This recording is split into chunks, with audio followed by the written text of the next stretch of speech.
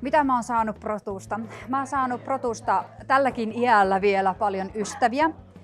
Ja mä oon saanut semmoista mielekästä, mukavaa tekemistä. Ja tälle aikuiselle tässä on semmoinen kiva puoli, että kun tulee leirille, niin voi hetken ehkä olla taas nuori.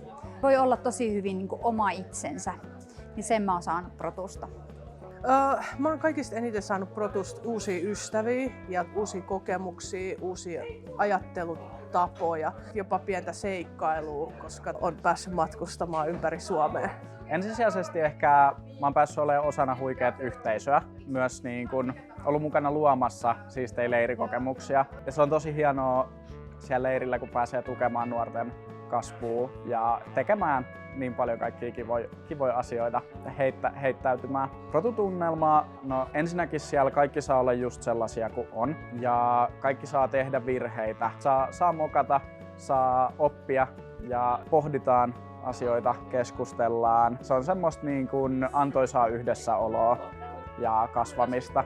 Protutunnelma on tosi rento, sellainen, että aikuinenkin ihminen voi vähän olla siellä samalla tasolla 15-vuotiaiden kanssa, vaikka tietysti säilyy sit myös se auktoriteetti, mutta et saa olla niin oma itsensä ihan aikuisena ihmisenäkin täällä. Protutunnelma on semmoinen aika jännä kokemus semmoista erilaisista ihmisistä, joiden kanssa voi puhua hyvin jännittävistä ja uusista asioista. Ja protutunnelma joskus voi olla tosi läheinen, joskus se voi olla vaan semmoinen pohtiva ja ajatteleva. Miksi mä oon mukana Protussa? Mä oon käynyt oman leiriin vuonna 1995, josta alkaa olemaan jo aika monta vuotta.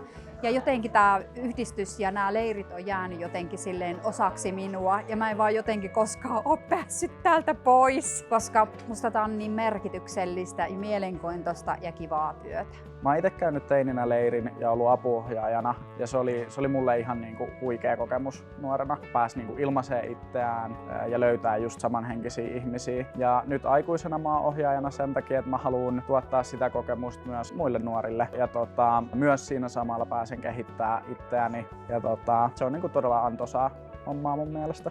Mä suosittelen, että sellaiset ihmiset lähtis ohjaajaksi, jotka haluaa saada jonkunnäköisen elämyksen kesäänsä. Ei tarvitse olla mitään tai minkälainen erikoinen tai erilainen tai tarvitse olla hirveästi kokemusta vaikka nuorten kanssa toimimisesta, mutta täytyy olla semmoinen avoin mieli ja uskaltaa tulla uteliaasti paikalle tutustumaan niihin ihmisiin, jotka siellä on.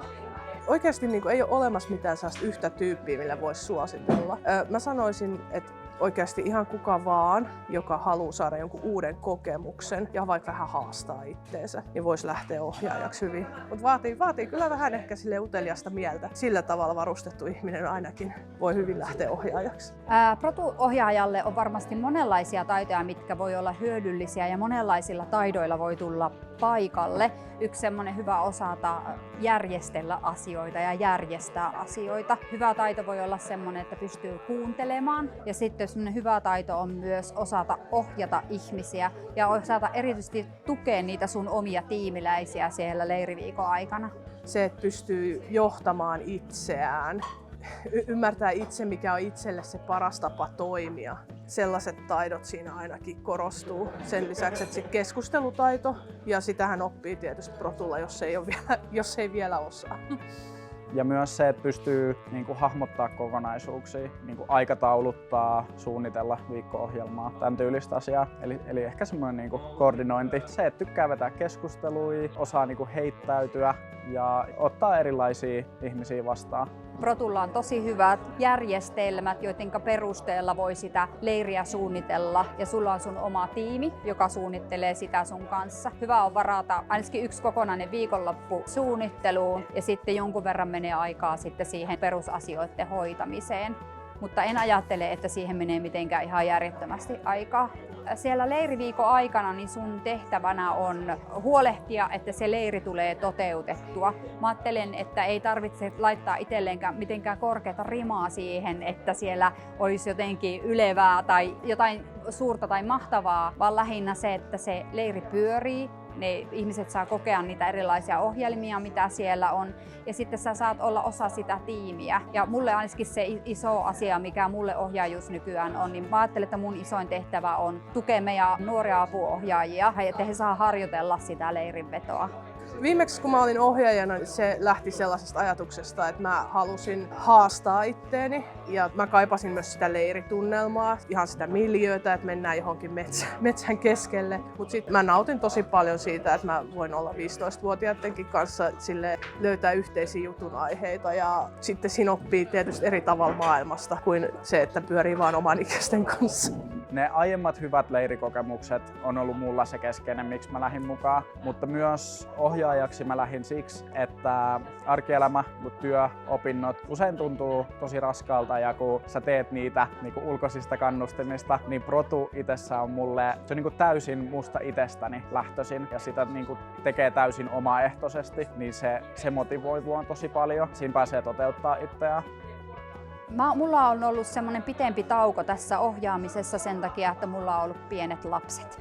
Ja niinä vuosina niin ohjaajaksi lähteminen oli aika mahdotonta, mutta sitten miksi mä päätin, että mä haluan lähteä taas, että mä kuulin, että ohjaajista on aidosti pulaa ja mulle on ollut niin merkityksellinen se oma leiri silloin aikana ja sitten mä ajattelin, että mä haluan olla osa sitä ketjua edelleen, että mä haluan, että näitä leirejä edelleen voidaan järjestää. Kiitos! Yes, kiitos. Kiitos.